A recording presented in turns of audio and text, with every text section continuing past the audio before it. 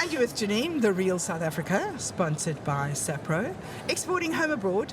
And today we're at WTM down in Cape Town, and I happened to just meet the most amazing guy who started shark cage diving in South Africa. How many years ago? 1980 morning, Geniene. Oh, we were about 12. So this is PJ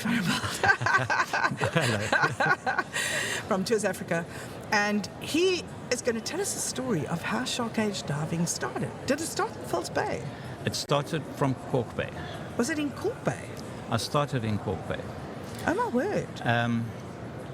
I left corporate in 1979, early 1980, because I was tired of it, and I'd been diving my whole life, and I thought... What did you do in corporate? Just an aside. I was investment, taxes, oh my unit goodness, trusts. This is definitely more fun. Yeah. So, and then I just got back into the diving, and I thought, if I got to make a living from this, I started off just by taking the South African trade that came down over Easter weekends and long weekends and December holidays just to dive locally around the Cape here. And then one day I got an inquiry from Le Plongeon magazine in France, and they wanted to know, yes, I do dive charters. Are there sharks around? And I said, nah, I've been diving for years. There's no sharks here. No, but we want to see great whites. I said, oh, okay, yeah, there's lots of them around here, but we don't normally take residential divers to where they are. And so he said to me, okay, well then you must send me prices and book a tour, because I'm going to send a journalist out to come do things with you so that we can do business. And so that's what I did. I didn't know the first thing about how to attract sharks. Oh my goodness. So I went to Cape Town Library here, and I drew videos from Shark Lady Australia, Ron and Valerie Taylor, and from a couple of those other people that have been doing the shark tours there for a while. And all of them talked about burley. And I was like, what is burley? And I had to go find out what burley is, and I found out it's chum. And I thought, okay, so what do we use for chum? I didn't know, so I went and got horse legs to start with. Oh, great. And cow blood that I put a chemical in to stop it from congealing. And so I used to go out and go try and attract sharks and dump tons of blood in the water. No, that's not good conservation, PJ. Well, that's terrible. That's from they're slaughtering the cows to sell in the market. So terrible. Anyway, I did that, and so that's where that all started. And then later on, I had guys come from 50/50. They wanted to do a whole film thing on great whites. And by then I had been in touch with Peter Best from the museum in Cape Town. He was head of shark whale research in Cape Town. And then I was talking to him and to Leonard Compagno, who was head of the shark research unit there. And I said, yeah, well, why not we've got lots of whales that wash ashore, so we're happy just to come take some blubber and take some meat and feed it to the whales. So that's great. But my first 6 months, I never saw a white. I went out every single day for 6 months in False Bay, from Cork Bay Harbour. With horses' legs? No, by then I was using seals and dolphin and whale meat and everything else that I was going to say, don't tell me you went to slaughter them. No. It's just checking, With Cape Townians, you just never know. We're the dark side of the moon, eh? So, and then for 6 months I just didn't find any sharks. And then just about when the guys from 50/50 were about to give up, I said, let's go try Dyer Island. And so we went to Dyer Island off Gansbaai there, and the first day out, I had 11 great whites around the boat, and none of them were under 4 meters in length. They were huge. They were like buses coming through there. Wow. And that's when I had 50/50. I had that French journalist here. But did you build a cage? I built a cage. So they were in the cage looking at the sharks? Yeah. But the boat must have been fairly big for you to have a big, or did you have something that kind of hung over the side and dangled the cage? No. My cage was steel built. It was 5 square meters floor space, and it was 3.5 meters high. So even if it was floating in the water, you had just about a meter and a half that you could float around inside the cage, your head out, breathe normally, and you'd be still okay. And for that, I hired some of the big trawlers in Gansbaai that had derricks on them, and they picked the cage up I was and going to swing say, it over the because I side can and just put it in the picture this water. little rubber dinghy No, with a big that cage on was the a back. Big. So you got to kind of describe things, because in Cape Town, we, as I say, you never know. So you sort of picture this little dinghy running around, this big cage on the back. No, this cage weighed 400 kilograms. Wow. So it was heavy and it was big. And so that's where those things started. But this journalist he never got any of his own photographs taken because he was always seasick.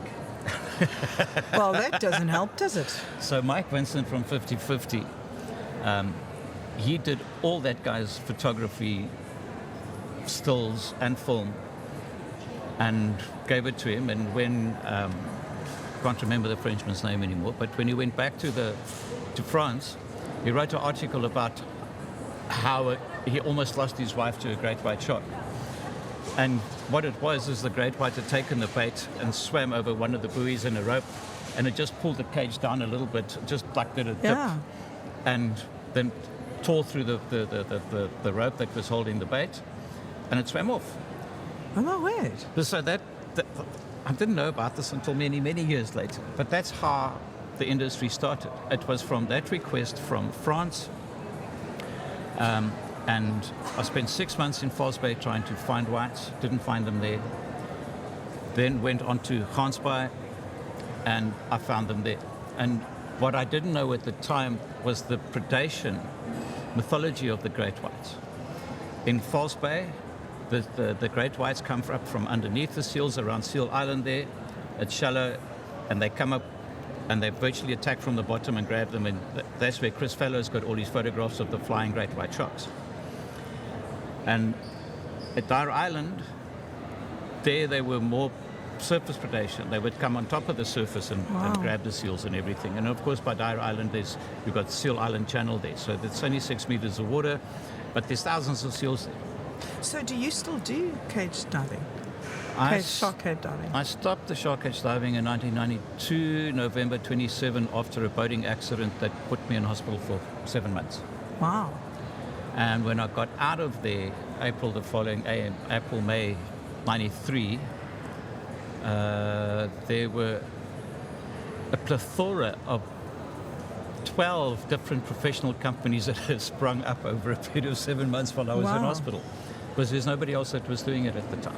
And I believe they also do it up on the south coast, near Durban. Umkomaas, I think. South Umkomaas, African Water Sports, and the other diving company that's there, I forget, Umkomaas Diving, I think it's called. They take people out and they go do open water dives. So they have a steel cylinder that's floating on this, it's got a buoy on the surface, and it's like 10, 15 meters underwater, and they've got a chum or a bait. It's just sardine that they put in there. And then so that sardine oil spreads in the water, and up there, depending on the time of the year, you'll get tiger sharks, and you'll get bull sharks, and you'll get dragger-tooth sharks, and oceanic blacktip, not oceanic blacktip, blacktip reef sharks. And you dive in open water there. So there's no cage diving there per se. Because oh, wait, I'm not sure I'd take that chance. no, that kind of diving is actually quite a lot of fun. And what do you offer tourists now that replaces that kind of experience? Do you have other extreme, if you like, extreme water sports that would do it for somebody who's an adrenaline junkie? Yeah, we can go diving with crocodiles on the Okavango. No, man. I'm talking about in the sea. PJ, we're talking about the sea here in Cape Town. Okay. That extreme sport diving in Cape Town, the shark cage diving industry here,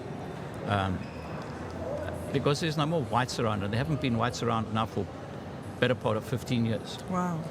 And that's because the demersal shark industry and the long lining fishing industry and then the local fishing industry have decimated the smaller shark species. And that's had an impact, and so the whole food chain has collapsed. Yeah.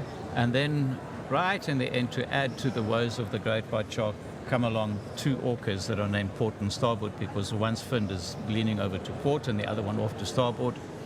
And so everybody blamed the demise of the great white shark population because of orcas eating their livers.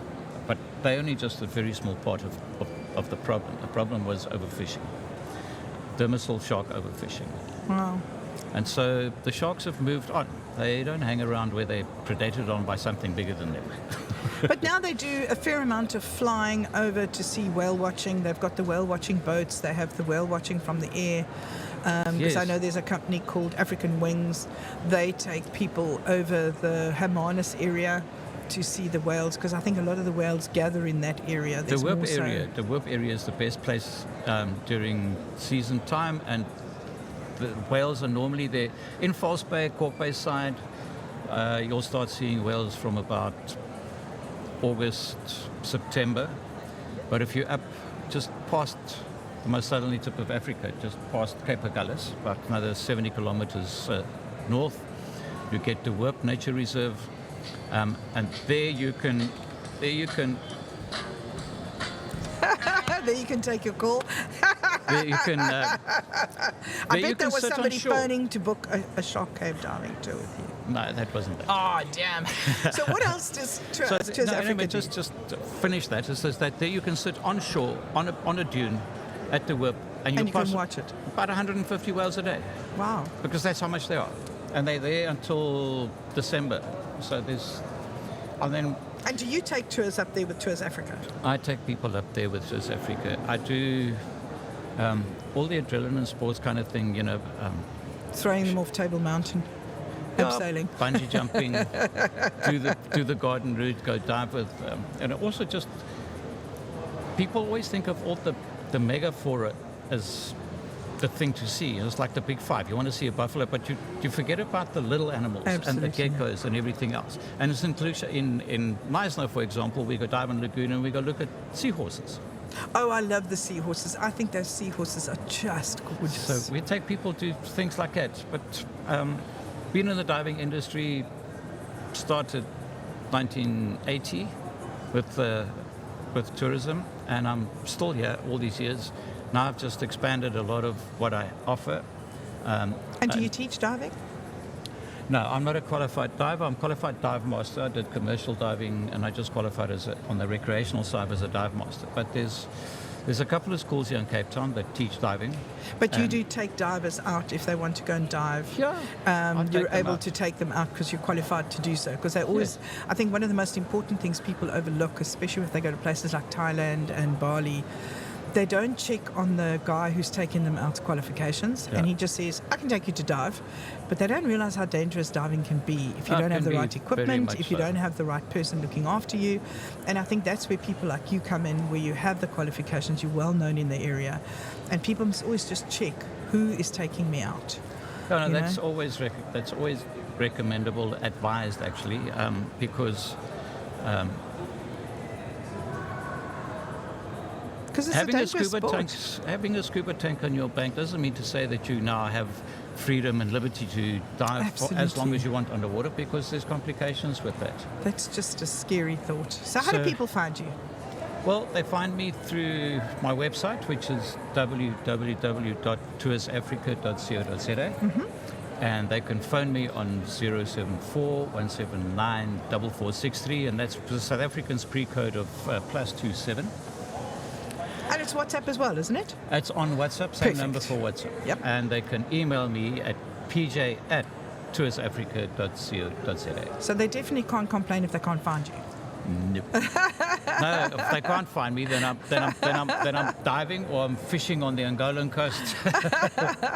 PJ, it's been such a pleasure. Thank you so much for joining me here at WTM in Cape Town. Geniene, thank you so much for having me, and a little bit of an opportunity to share with you how all of this started. And the shark cage diving industry bloomed and blossomed from there into a worldwide thing, and shark tourism has become like it's always good to be an inventor really of sorts, thing. Isn't it? I love like it. You were the first one there. I think that's awesome. I love it. So, thank you so much for the time and for the opportunity. I'm Geniene Preston, and you're with The Real South Africa, sponsored by SAPRO, exporting home aboard. Turn any space into a content powerhouse. With Orange Orbit's mobile podcast studio, we bring the full setup to you. Professional mics, multi-camera video, and an on-site technician. Perfect for exhibitions, events, and brand activations. You focus on the conversation. We handle the rest. Recording, editing, and delivery ready for your channels. Orange Orbit Productions. Real conversations, real content, anywhere.